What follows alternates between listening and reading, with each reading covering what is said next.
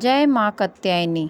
चंद्रहासोज्ज्वलकरा शार्दूल वरवाहना कात्यायनी शुभम ददा देवी दानव घातिनी। माँ दुर्गा के छठवें स्वरूप का नाम कात्यायनी है।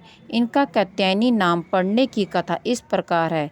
कत नामक एक प्रसिद्ध ऋषि थे। उनके पुत्र ऋषि कात्य हुए। इन्हीं कात्य के गोत्र में विश्व प्रसिद्ध महर्षि कात्यायन उत्पन्न हुए। उनके पुत्र ऋषि कात्य हुए। इन्हीं कात्य के गोत्र में विश्व प्रसिद्ध महर्षि कात्यायन उत्पन्न हुए थे। इन्होंने भगवती पराम्बा की उपासना करते हुए बहुत वर्षों तक बड़ी कठिन तपस्या की थी। उनकी इच्छा थी कि माँ भगवती उनके घर पुत्री के रूप में जन्म ले।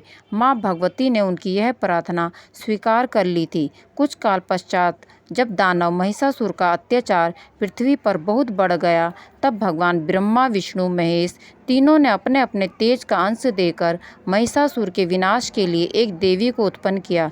महर्षि कात्यायन ने सर्वप्रथम इनकी पूजा की। इसी कारण से यह कात्यायनी कहलाई। ऐसी भी कथा मिलती है कि ये महर्षि कात्यायन के यहाँ पुत्री रूप से उत्पन्न हुई थी।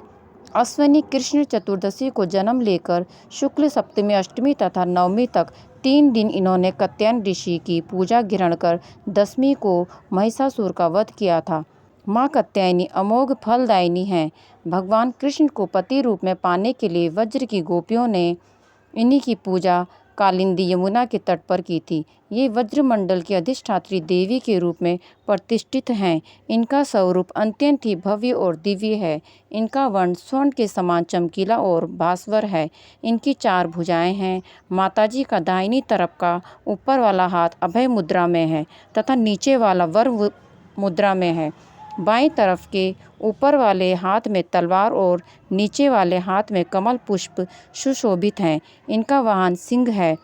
दुर्गा पूजा के 6वें दिन इनके स्वरूप की उपासना की जाती है। उस दिन साधक का मन आज्ञा चक्र में स्थित होता है। योग साधना में इस आज्ञा चक्र का अत्यंत महत्वपूर्ण स्थान है।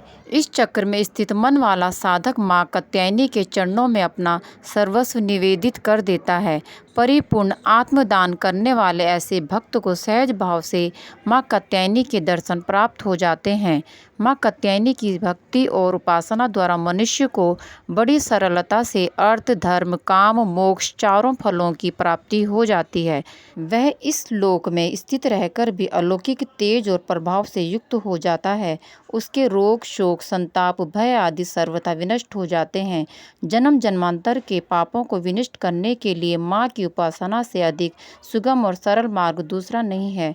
इनका उपासक निरंतर इनके सानिध्य में रहकर परम पद का अधिकारी बन जाता है।